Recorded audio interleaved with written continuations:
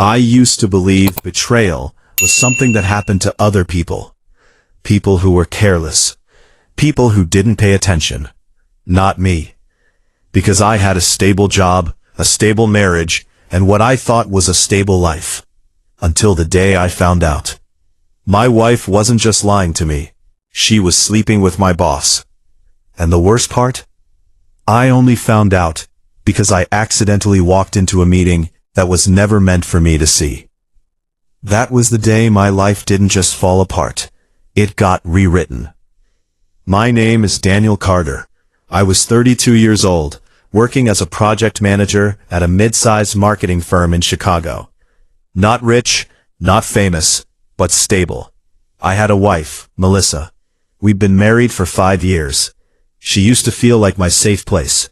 After long work days, she'd greet me with dinner ready, soft music playing in the background, and a smile that used to make me forget how tired I was. We weren't perfect, but we were normal.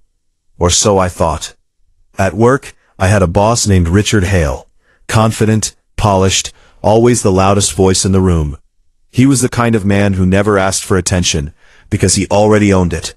And I respected him. He promoted me, trusted me with big projects, even called me his future leadership material.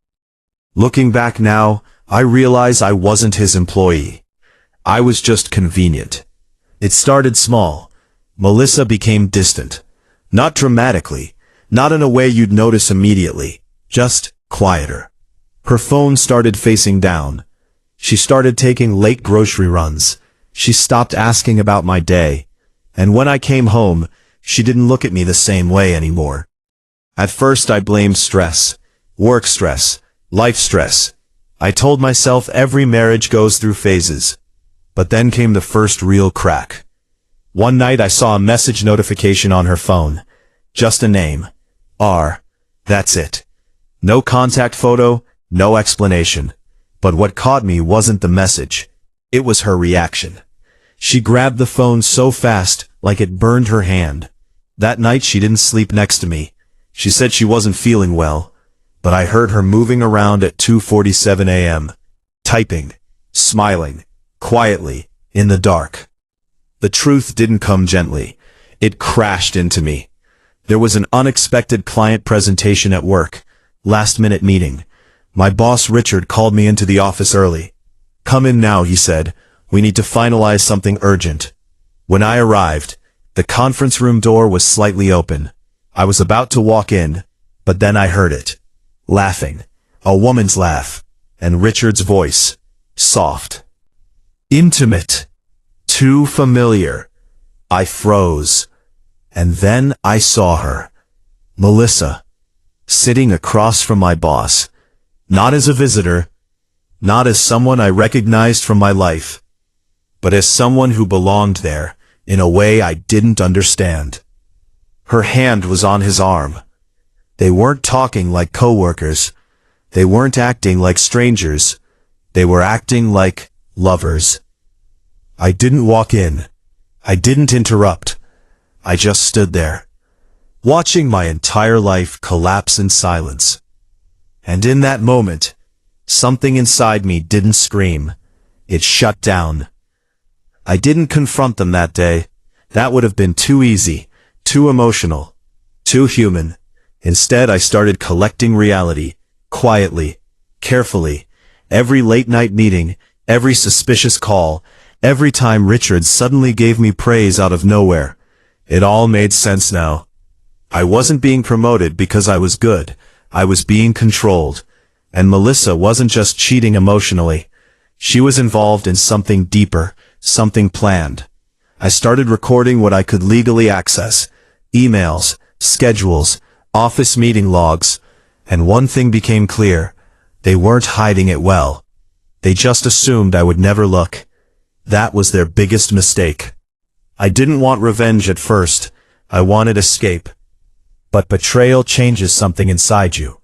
It doesn't just hurt you. It reshapes how you think. One night I sat alone in my car, outside our house. The lights on in our bedroom window. She was inside, texting him, probably laughing. and I realized something painful. The life I was trying to save was already gone. So I stopped trying to save it and started planning its ending. Richard was preparing for a major company presentation. A big one. Investors, executives, media presence. A career-defining moment. And he asked me to help organize it. He trusted me. Or maybe he underestimated me. I built the entire presentation deck. Clean, perfect, professional. But I also added something extra. Something subtle. Not obvious enough to be caught quickly, but impossible to ignore once seen. Messages, screenshots, meeting logs, evidence, all carefully structured into a sequence that would unfold in real time during the presentation. And I didn't tell anyone, not even Melissa. She thought I was still broken, still confused, still unaware. That was her second mistake. The day of the presentation arrived. The room was full. Executives sitting in rows. Investors checking their phones. Richard stood at the front, confident, smiling. Melissa was there too, sitting near the front, watching him like he was already hers. He began the presentation. Everything was going smoothly. Until I took control of the slide deck remotely. The screen changed. A message appeared. Then another. Then an email thread. The room shifted. Confusion first. Then silence. Then whispers. Richard stopped talking. "What is this?" someone asked. Melissa's face went pale. Because on that screen was everything. Their messages, their timeline, their lies. Every hidden moment exposed in front of everyone who mattered. Richard turned slowly toward me. "What did you do?" he whispered. I finally stood up and said the only thing I needed to say. "You trusted me to build your presentation. I just made sure it told the truth."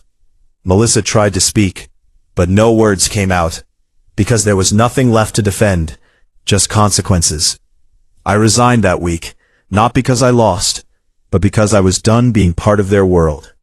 Richard lost his position within a month. Melissa tried to contact me.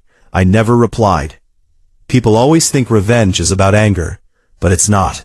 It's about clarity. Because once you see someone clearly, you never unsee them again. And sometimes, the most powerful revenge is letting the truth speak louder than you ever could. A message appeared.